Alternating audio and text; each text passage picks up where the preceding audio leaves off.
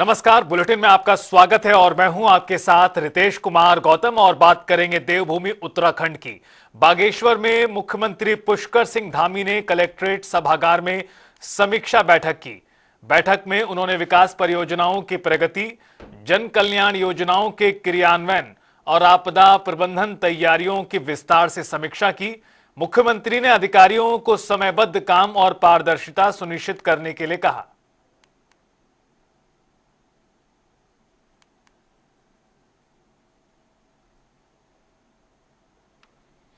उत्तराखंड सिडकुल में टेंडर आवंटन को लेकर बड़ा विवाद खड़ा हो गया है, जिसके बाद कांग्रेस के पूर्व प्रदेश अध्यक्ष करण माहरा ने जीएम यदुवीर पुंडीर पर परिवार और परिचितों को लाभ पहुंचाने के गंभीर आरोप लगाए।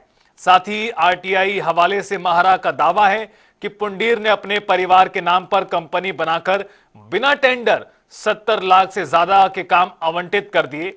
तो वहीं पत्नी की कंपनी को भी 50% मैप तैयार करने का काम मिला, जिसको लेकर करण माहरा का आरोप है कि नियमों के विपरीत दिए गए ये टेंडर करोड़ों के घोटाले में बदल सकते हैं। प्रोक्योरमेंट रूल के तहत कई नियम हैं और सिडकुल के अपने नियम है। उसमें साफ साफ है कि अगर कोई अधिकारी है तो उससे नजदीकी संबंध रखने वाला या ब्लड रिलेशन वाला व्यक्ति इसमें निविदाकर्ता नहीं हो सकता।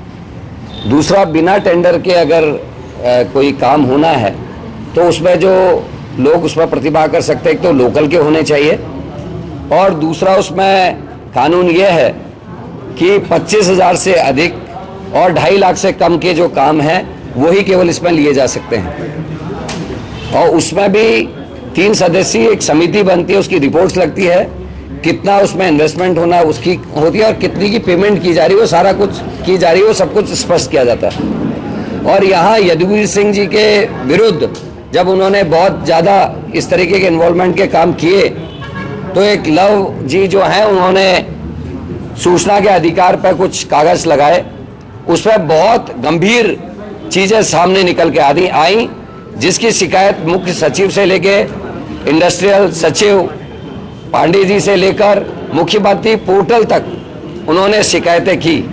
जब इन शिकायतों के बाद भी कोई कार्रवाई नहीं हुई तो ये कागजात मेरे पास तक आए और मैं आज आपके सामने ला रहा हूं। और ये इसलिए भी ला रहे हैं कि सरकार अकंठ भ्रष्टाचार में डूबी है, चाहे भर्ती घोटाले हो, चाहे लैंड घोटाले हो, चाहे माफियाओं को बचाने की बात हो, और चाहे इस तरीके के सिडकुल जैसे जो हैं इसमें गड़बड़ियां ही हों।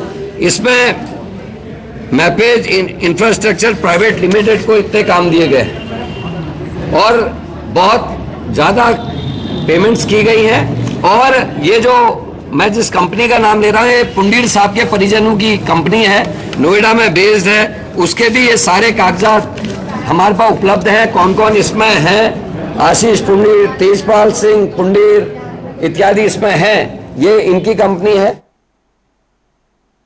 उधर नरसिंह एकता मंच की मांगों को लेकर अभ्यर्थियों ने परेड ग्राउंड के बाहर धरना दिया और इस दौरान कांग्रेस नेता हरक सिंह रावत भी मौजूद रहे। प्रदर्शन के दौरान पुलिस ने बल प्रयोग कर अभ्यर्थियों को हटाया, तो वहीं कांग्रेस नेता हरक सिंह रावत ने समर्थन में कहा कि बार बार भर्ती नियम बदलना युवाओं के साथ खिलवाड़ है और सरकार को नर्सिंग अभ्यर्थियों की मांग गंभीरता से लेनी चाहिए। अब तक ईयर वाइज होता रहा, इनकी मांग थी कि ईयर वाइज हमको जो है जैसे ईयर वाइज होता रहा उस तरह करते रहो। अब अचानक आपने जो है एग्जामिनेशन का कर दिया, उससे क्या होता है कि अगर आज मैं कह रहा हूँ आईएएस अफसर है, उस पे अनुभव, इन पे अनुभव ज्यादा है। ये ब्लड प्रेशर, कोई मरीज बीमार हो गया, इंजेक्शन लगाना, एक नया बीएससी नर्सिंग कर रखा है, जेएनएम नर्सिंग कर रखा है, वो पढ़ाई में हो सकता है होशियार हो जाए, लेकिन वो इंजेक्शन सही नहीं लगा सकता। जैसे न्यूटन का लॉ है, और जो सबसे बड़ा वैज्ञानिक है, जो न्यूटन का लॉ जानता है कि जितना गेंद आएगी उसी रेस में अगर आप करोगे तो कैच की जा सकती है, लेकिन सबसे बड़े साइंटिस्ट को अगर आप मैदान में क्रिकेट गेंद को पकड़ने के लिए भेज दो तो वो उसके उंगलियां टूट जाएंगी, जबकि उसको पता है कि कैसे पकड़ना, लेकिन प्रैक्टिस नहीं है। इसलिए इन बच्चों की प्रैक्टिस है। ये बच्चे ज्यादा हेल्थ एक ऐसा विषय है जो अनुभव के आधार पर ज्यादा नॉलेज होता है। तो ये रिवाइज होना चाहिए। आज ये अपनी मांग करना चाहते थे, आपने उनको गिरफ्तार कर दिया, उनको जुलूस नहीं निकालने दे रहे हो। मतलब ये गलत बात है ना, ये तो लोकतंत्र कहता है। आप जो है उन्होंने सिटी मजिस्ट्रेट को ज्ञापन दिया कि हम कल जुलूस निकालेंगे। आप धरना कहीं भी आप तय कर लेते कि भाई। धराली आपदा के 4 महीने बाद राजनीतिक घमासान तेज है, जिसको लेकर बीजेपी प्रवक्ता कमलेश रमन ने कांग्रेस पर हमला करते हुए कहा कि आपदा के समय सीएम धामी सबसे पहले मौके पर पहुंचे और राहत बचाव कार्यों की निगरानी की। साथ ही एनडीआरएफ, एसडीआरएफ और आपदा प्रबंधन टीम ने तेज काम किया, लेकिन कांग्रेस इसे स्वीकार नहीं कर पा रही है। इस कड़ी में उन्होंने आरोप लगाया कि कांग्रेस 2027 के लिए मुंगेरी लाल के सपने देख रही है और आपदा पीड़ितों को राजनीतिक लाभ के लिए इस्तेमाल कर रही है। देखिए, जिस वक्त धराली और थराली में आपदा आई थी, उस वक्त माननीय मुख्यमंत्री जी ने सबसे पहले सर्वप्रथम पहुंच करके लोगों के साथ, उनके साथ खड़े होकर के उनकी समस्याओं का समाधान किया, वहां से लोगों को निकालने का काम किया। हमारा जितना भी संसाधन था, हमारे जितने भी आपदा प्रबंधन के अधिकारी कर्मचारी थे, वो वहां थे। हमारी एनडीआरएफ, एसडीआरएफ ने जितना बेहतर काम वहां पर किया, मुझे लगता है कि वो कांग्रेस को कहीं ना कहीं बर्दाश्त नहीं हो रहा है। कांग्रेस केवल और केवल लोगों के ऊपर, लोगों की गलत धारणाओं को, अपनी भावनाओं को गलत तरीके से थोपने का काम कर रही है। और 2027 का जो वो एक सपना देख रहे हैं, जिसको मैं मुंगेरी लाल के सपने जो कांग्रेस इस वक्त देख रही है कि 2027 में हम आपदा पीड़ितों के ऊपर राजनीति करके या युवाओं के ऊपर या महिलाओं के ऊपर राजनीति करके हम सत्ताधारी हो जाएंगे, तो कहीं ना कहीं प्रदेश की जनता देख रही है कि आपदा में भी कांग्रेस सिर्फ और सिर्फ अवसर ढूंढ रही है राजनीतिक रोटियां सेकने के। तो आज जो उनका डेलीगेशन धराली में जाने का जो काम हुआ है, वो कहीं ना कहीं राजनीति से प्रेरित है। आज सरकार बेहतर काम कर रही है, लोगों के बीच में है, लोगों के बीच में उनके घर घर तक योजना पहुंचाने का काम कर रही है, लोगों को मदद देने का काम कर रही है। पर कहीं ना कहीं कांग्रेस को सिर्फ और सिर्फ अपनी राजनीति से मतलब है, ना ही तो उनकी किसी की पीड़ा से मतलब है, ना ही किसी आपदा के जो प्रभावित लोग हैं ना उनसे मतलब है। उन्हें सिर्फ अपनी राजनीति से मतलब है, उन्हें राजनीति करने से मतलब है। इसलिए शायद इस तरह का प्रोपगंडा करके वो अपने आप को जो है आगे लाने की कोशिश कर रहे हैं और गलत तरीके से प्रचार प्रसार के माध्यम से सरकार को बदनाम करने का काम कर रहे हैं। उत्तराखंड में प्री एसआईआर की तैयारियां शुरू हो गई हैं, जिसको लेकर राज्य निर्वाचन आयोग ने सभी जिलों को दिशा निर्देश दिए हैं। साथ ही जिला निर्वाचन अधिकारी ने उप निर्वाचन अधिकारियों, पोलिंग सुपरवाइजर्स और बूथ स्तर पर तैनात बीएलओ को तैयारी शुरू करने, मतदाताओं को सही जानकारी देने के आदेश दिए। तो वहीं बूथ स्तर पर मतदाता सूची का गहन पुनरीक्षण शुरू हुआ है, जिसको लेकर बीएलओ को जनता के बीच जाकर संवाद करने, मतदाता का बूथ शिफ्ट करने की प्रक्रिया संचालित करने के लिए भी कहा गया है। निर्वाचक नामावली का विशेष गहन पुनरीक्षण ये जो है आज़ादी के बाद से कई बार हुआ है। अब पुनः इस वर्ष ज़्यादा संभावना है कि 2026 के प्रारंभ में इसका हमारे राज्य में कार्रवाई होगी, जिसके अंतर्गत उससे पूर्व ही कुछ तैयारियां हम लोग कर रहे हैं, जिसके समस्याएं कोई ना आए, जनता को कोई परेशानी नहीं हो, लोगों को किसी प्रकार का भ्रम न हो। उसके लिए हमारा जो सीईओ ऑफिस है उसने निर्णय ये लिया है कि हमारे बीएलओज जनता के बीच जाएंगे, उनसे संवाद स्थापित करेंगे, उनके मध्य में रहेंगे। तो ये प्रक्रिया शुरू कर दी गई है। इसी प्रोसेस के दौरान यदि कोई मतदाता मृत हो गया है, कोई जो है शिफ्ट हो गया है, कहीं दूसरी जगह चला गया है, या अपने नाम को एक बूथ से दूसरे बूथ या एक विधानसभा से दूसरे विधानसभा में परिवर्तित कराना चाहता है, तो यह भी कार्रवाई की जाएगी। इसी तरीके से एब्सेंटी वोटर्स के संबंध में आंकड़े इकट्ठे किए जाएंगे। साथ ही जो एसआईआर की मूल कार्रवाई जो शुरू होगी, उसके लिए भी कुछ तैयारियां हम कर रहे हैं। 2025 की निर्वाचक नामावली और 2003 की निर्वाचक नामावली, उसको दोनों के बीच जो है मिलान किया जाएगा। दोनों को वोटर बीएलओ ऐप पर जो है दोनों को कोरिलेट किया जाएगा। और 4 तरीके की स्थितियां उत्पन्न होंगी, जिसमें एक तो ऐसा होगा कि 2003-2025 दोनों जगह पे मतदाता होंगे। एक स्थिति होगी कि 2003 में मतदाता नहीं होगा, 2025 में होगा, तो जो 2003 में नहीं होगा उसके माता पिता और दादा दादी से उसको कनेक्ट करेंगे। साथ ही जो है एक तीसरी स्थिति, ये जो मैंने बताया 38 वर्ष या 38 वर्ष से अधिक के मतदाता के लिए, एक जो है इसमें वर्ग होगा जो 20 साल से 37 साल की उम्र वाला होगा, उसके संबंध में भी यही स्थिति होगी कि उसके माता पिता या दादा दादी से उसका रिलेशन देखा जाएगा। ऐसे ही 18 और 19 साल के मतदाता के संबंध में भी दादा दादी से रिलेशन देखा जाएगा। पहले जो 2 केस थे, जो 38 साल से या 38 साल से ऊपर के लोग थे, उनके केस में जो है एक केवल कागज़ की आवश्यकता होगी, स्वयं का उसका अपना कागज़। जो दूसरी वाली केस थी सी वाला जो स्थिति थी, उसमें जो है एक माता या पिता के भी पेपर की आवश्यकता होगी। और जो चौथी वाली स्थिति थी डी वाली, उसमें माता पिता दोनों के साथ ही स्वयं के भी पेपर की आवश्यकता होगी। उत्तराखंड में गैंगस्टर और अवैध हथियारों के खिलाफ चल रहे अभियान के तहत एसटीएफ को बड़ी सफलता मिली। आपको बता दें कि उधम सिंह नगर में एसटीएफ ने कुख्यात हथियार तस्कर को रुद्रपुर से पकड़ा। इसका कनेक्शन 2016 के पंजाब नाभा जेल ब्रेक कांड से भी रहा है और वो 6 साल की सजा काट चुका है, लेकिन रिहाई के बाद वो हथियार तस्करी और गन शॉप संचालन में सक्रिय था, जिसके बाद एसटीएफ ने उसके पास से भारी मात्रा में असलहा बरामद कर पूछताछ शुरू कर दी है। 5 दिसंबर को एसटीएफ की जो कुमाऊं यूनिट है उसके द्वारा एक व्यक्ति को गिरफ्तार किया गया है। इसका नाम असीम है, ये बाजपुर का रहने वाला है और नक्श के नाम से अपने भाई के साथ एक गन शॉप चलाता था। इसके पास से 4 पिस्टल मिली हैं .32 बोर की और एक 12 बोर की राइफल मिली है जो ऑर्डिनेंस फैक्ट्री की है और प्लस 40 कारतूस मिले हैं, जिसमें से 30 कारतूस करीब 12 बोर के हैं और 10 कारतूस उसको 32 बोर के हैं। इससे पूछताछ की गई, काफी सारी जानकारी इसके बारे में पहले से थी। ये 2016 में जब नाभा जेल ब्रेक हुआ था पटियाला डिस्ट्रिक्ट पंजाब में, जिसमें कि 6 लोगों को छुड़ाकर।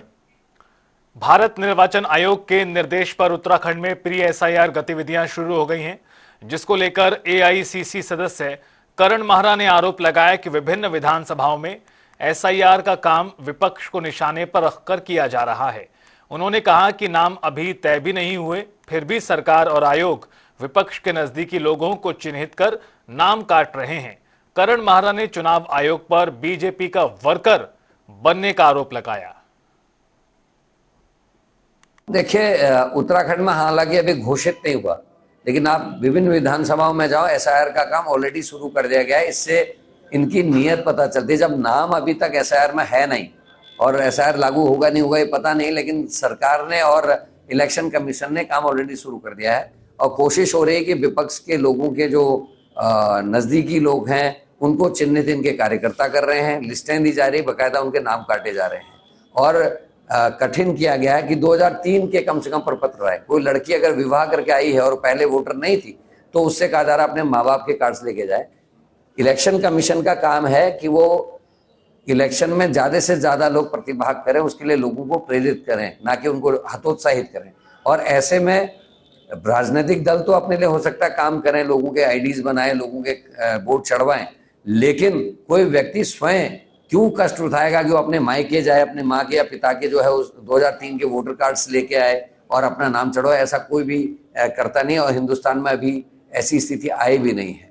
तो ये आसान किया जाना चाहिए। सरकार के जो चुनाव कमीशन है उनके पास सारे डाटा हैं, 2003 के भी हैं, उससे पहले के भी हैं। तो एक ऐसा प्रोग्राम उनको लॉन्च करना चाहिए जिसमें आदमी जैसे अपना नाम डाले और ये डाले कि मेरा गांव हुआ है या मेरे परिवार के लोग वहां बूथ में वोट डाल देते, वो उसमें स्वतः चेक हो जाए और वो नाम चढ़ जाए। लेकिन वो व्यक्ति जाएगा अपने परिजनों से कहेगा 2003 की लिस्ट निकालो, वोटर लिस्ट निकालो। गांव में अब ये कहते हैं कि हमने अपलोड कर दिया। गांव के लोगों के पास एंड्रॉइड फोन नहीं है, ज्यादातर लोगों के पास कंप्यूटर्स नहीं है, कहाँ अपलोड करेंगे, किसके पास जाएंगे। और कोई व्यक्ति वोट देने के लिए एक तो उसको लाइन पे लगना है घंटों, उसके बाद वो अपना वोट बनाने के लिए फिर वो इतनी बड़ी कसरत करेगा, ऐसा होता नहीं है, ऐसा मेरा मानना है। ये प्रैक्टिकली ये ठीक नहीं है। हाँ, भारतीय जनता पार्टी को सूट करता है। एक दिन में पूरे विश्व में जो है गणेश को दूध पिला दिया था 24 घंटे के अंदर, तो उनके पास ऐसी कैपेसिटी है, वो कर सकते हैं। वो विपक्षी दल के नजदीकी लोगों के नाम कटवा सकते हैं, उनके परिजनों के नाम कटा सकते हैं, लेकिन और लोग अभी इस तरीके से तैयार नहीं है। और इसमें इलेक्शन कमीशन की भूमिका पहले ही बहुत दागदार है और मुझे लगता है इलेक्शन कमीशन बीजेपी के वर्कर के रूप में आज काम कर। तो वहीं अल्पसंख्यक कार्य मंत्रालय के उम्मीद वक्फ पोर्टल पर 5 दिसंबर अंतिम तिथि थी, लेकिन अत्यधिक लोड के कारण लोगों को दिक्कतें हुई, जिसको लेकर उत्तराखंड वक्फ बोर्ड अध्यक्ष शादाब शम्स ने बताया कि केंद्रीय मंत्री किरण रिजिजू को मामले में अवगत कराया गया है, जिस पर सुप्रीम कोर्ट ने मियाद बढ़ाने की मंजूरी नहीं दी, इसलिए अब पंजीकरण ट्रिब्यूनल में पूरा होगा। शम्स ने पोर्टल का विरोध करने वालों को देरी के लिए जिम्मेदार ठहराया और वक्फ संपत्तियां छुपाने वाले माफियाओं पर कार्रवाई की बात कही। देखिए, उम्मीद पोर्टल के ऊपर लगातार रजिस्ट्रेशन चल रहे हैं। हम सब जानते हैं कि 5 तारीख अंतिम तिथि है और वो लोग तमाम लोग परेशान भी हो रहे हैं जिन लोगों के रजिस्ट्रेशन नहीं हो पा रहे हैं। लोड ज्यादा है वेबसाइट के ऊपर, वेबसाइट भी स्लो चल रही है। हमने भी इसकी दिक्कत के बारे में माननीय केंद्रीय मंत्री अल्पसंख्यक कल्याण किरण रिजिजू को अवगत कराया है। सचिव साहब को जो केंद्रीय सेक्रेटरी हैं उनको भी अवगत कराया है। दिक्कतें हैं, लेकिन जिस तरह से अभी हमने देखा है कि सर्वोच्च न्यायालय कुछ लोग गए थे और वहां से समय बढ़ाने के लिए सर्वोच्च न्यायालय ने मना कर दिया है और कहा है कि अब आप ट्रिब्यूनल में जाएं और ट्रिब्यूनल में ही अब आपका रजिस्ट्रेशन किया जाएगा। तो उत्तराखंड का वक्फ ट्रिब्यूनल में एक पद खाली है, जो उसका कोरम है वो इनकम्प्लीट है। तो युवा मुख्यमंत्री से भी अनुरोध किया गया है कि वो जल्दी से जल्दी उस कोरम को फुलफिल कर दें और कुमाऊं गढ़वाल के जो ट्रिब्यूनल्स हैं वो सही से वर्क करने लगे। उम्मीद की जा रही है कि जल्दी ट्रिब्यूनल प्रॉपर कोरम पूरा हो जाएगा और प्रॉपर वर्क करेगा। लेकिन सवाल ये है कि कल तक जो लोग आज जो ये परेशानी आई है इसका कारण कौन है? इसका कारण वही लोग हैं, हम सब जानते हैं, जिन्होंने कल तक जो मना कर रहे थे, जो विरोध की राजनीति कर रहे थे, जो वक्त का विरोध कर रहे थे, जो उम्मीद पोर्टल का विरोध कर रहे थे, उन तमाम लोगों ने ऐलान कराकर मस्जिदों में और व्हाट्सएप के माध्यम से और मैसेजेस के माध्यम से लगातार ये कहा कि इसको नहीं बताना है, इसको दर्ज नहीं करना है। तमाम मुतवल्लियों को मना किया गया कि कोई दर्ज ना करे अपनी संपत्तियों को। अब 1-1.5 महीने पहले उनकी आंख खुली और उन्हें लगा कि नहीं गड़बड़ हो जाएगा, हमारा सर फूटेगा, तो उन्होंने कई एनजीओ और आगे आए और उन्होंने कहा नहीं इसको दर्ज कराइए, नुकसान हो जाएगा। तो अब वो कोशिश कर रहे हैं। तो एक साथ जो काम 6 महीने में होना चाहिए था उसे आप 1 महीने में कराना चाहें और एक साथ उसके ऊपर प्रेशर पड़ जाए तो वेबसाइट भी हल्की हो जाएगी और डिस्टर्बेंस हो ही जाता है। तो उसका कारण है। और जिस तरह से जो लोग आज मातम कर रहे हैं, चाहे वो सदन में बोल रहे हो कि समय नहीं बढ़ाया गया है और अब उसका ठीकरा सरकार के सर पे फोड़ रहे हो, वो तमाम लोग दोषी हैं, वो बच के भाग नहीं सकते। जिन लोगों ने मना किया था कि पोर्टल रजिस्ट्रेशन नहीं होना चाहिए। देहरादून में ओएनजीसी ऑडिटोरियम में इनकम टैक्स विभाग का आउटरीच कार्यक्रम आयोजित किया गया। इस दौरान यूपी वेस्ट उत्तराखंड रीजन की मुख्य आयकर आयुक्त अपर्णा करण प्रधान ने तीसरी एडवांस इंस्टॉलमेंट और टीडीएस पर चर्चा की। उन्होंने समय पर टीडीसी जमा करने और जागरूकता बढ़ाने पर जोर दिया। इस कड़ी में जनवरी से मार्च 2026 तक 86 आउटरीच कार्यक्रम किए जाएंगे ताकि देश की आर्थिक स्थिति और डिफेंस सेक्टर मजबूत हो सके। की योजना है कि आगे जनवरी से मार्च तक हम लोगों के यूपी वेस्ट उत्तराखंड चार्ज में हम लोग 86 आउटरीच प्रोग्राम आयोजित किए जाएंगे, जो कि PCIT level and TDS level दोनों पे आयोजित किए जाएंगे, जिससे मैक्सिमम लोगों को इस बारे में अवेयर किया जाएगा कि जो भी फॉरेन एसेट्स या फॉरेन सोर्सेज से इनकम है वो करेक्टली अपनी रिटर्न में डिस्क्लोज करें। क्योंकि डिपार्टमेंट का उद्देश्य पेनल्टी लगाना नहीं है, बल्कि एसएससी को ये बताना है कि वह वॉलंटरी कंप्लायंस को प्रमोट करे, ना कि रिग्रेस प्रोविजंस को हमें इंप्लीमेंट करना पड़े। खटीमा में साल बोझी नंबर 1 में वन विभाग की जमीन पर सिटी पार्क बनाने को लेकर कवायद शुरू हो गई है। मुख्यमंत्री के दिशा निर्देश पर डीएफओ और नगर पालिका अध्यक्ष ने स्थलीय निरीक्षण किया और कहा कि जल्द ही मुख्यमंत्री के ड्रीम प्रोजेक्ट में शामिल सिटी पार्क का निर्माण शुरू होगा। देखिए, सालबोझी का हमारा ये जो क्षेत्र है लगभग 15 से 16 हेक्टेयर का ये क्षेत्रफल है। एकदम शहर के बीचों बीच और मार्केट के नज़दीक स्थित है। तो शहर के बीच में कोई भी ऐसी हरी जगह नहीं है जहाँ पर कि बड़े एरिया में लोग आके शाम को वॉक कर सकें, अपना कुछ समय व्यतीत कर सकें। तो उसी को देखते हुए यहाँ पर एक बड़े पार्क के रूप में इसको बनाने का निर्णय लिया गया है, जिसमें कि आपके मॉर्निंग इवनिंग घूमने के लिए आपके ट्रैक्स होंगे, साइकिलिंग के ट्रैक्स होंगे। इसके अलावा कुछ नेचर इंटरप्रिटेशन के आइटम्स होंगे, आपके एक्टिविटीज़ होंगी, जैसे मेज़ हो गया आपका, कुछ बच्चों के लिए नेचुरल स्विंग्स वगैरह, इस प्रकार के बहुत सारे आइटम्स, सेल्फी पॉइंट्स, इस प्रकार के आइटम इसमें प्लान किए जा रहे हैं। और इसका जो फ़ेज़ 1 का जो कार्य है वो तो हमारा टारगेट है कि फरवरी से पूर्व फ़ेज़ 1 इसका पूर्ण कर लिया जाए और अगले वित्तीय वर्ष में इसके फ़ेज़ 2 जो है उसके कार्य को अगले वित्तीय वर्ष में प्रस्तावित करके उसको पूर्ण कर लिया जाएगा। तो फरवरी तक हमारा टारगेट है कि इसको पूर्ण करके इसको पब्लिक के लिए ओपन कर दिया जाए इस एरिया को। नगर पालिका का भी क्षेत्र है, नगर पालिका को भी इसमें दिया जाएगा। यस, तो ये जो कार्य किया जा रहा है ये नगर पालिका हो, यहाँ पर आपके ब्लॉक से सभी के सहयोग से माननीय अध्यक्ष जी से बात हुई, उनके द्वारा आश्वासन दिया गया है कि पार्क के लिए आपके लाइट्स, चेयर्स वगैरह अन्य चीज़ें यहाँ पर उपलब्ध कराई जाएंगी। तो सभी विभागों के सहयोग से अन्य जो चीज़ें होंगी इसमें लेते हुए इसको डेवलप किया जाएगा। माननीय मुख्यमंत्री जी का जो ड्रीम प्रोजेक्ट है ये भी एक, जिसके तहत सुंदर खटीमा, स्वच्छ खटीमा और स्वस्थ खटीमा का जो कॉन्सेप्ट लेके माननीय मुख्यमंत्री जी चल रहे हैं, उसके तहत एक पार्क निर्माण की उनके द्वारा घोषणा की गई है। और इस पार्क का निर्माण की कवायद आप लोग देख ही रहे हैं, जारी है। इसका ड्रेनेज सिस्टम भी देखा जा रहा है, कहाँ से इसके पानी का जो शहर का कुछ पानी भी इसके बीच में से होकर गुजरता है उसको कैसे आगे तक निकाला जाए और कहाँ कैसे फुटपाथ इसमें बनाए जाएं जिससे कि लोग यहाँ आएँ और अपने को फुटपाथ में चहलकदमी करते हुए स्वस्थ बना करके कैसे रह सकते हैं। और बच्चों के लिए भी पार्क की योजना है कि बच्चे भी आएँ, वो खेलें फिटनेस के लिए। हरिद्वार जिला अस्पताल में शर्मनाक लापरवाही सामने आई, जहां मॉर्चरी में रखी डेड बॉडी को चूहों ने कुतर दिया और इसके बाद नाराज परिजनों ने हंगामा किया। अस्पताल परिसर में चूहों का आतंक लगातार बना हुआ है और अब लोग आरोप लगा रहे हैं कि मॉर्चरी में ना निगरानी है ना ही स्वच्छता। अस्पताल प्रशासन सिर्फ कागजों में ही एक्टिव है।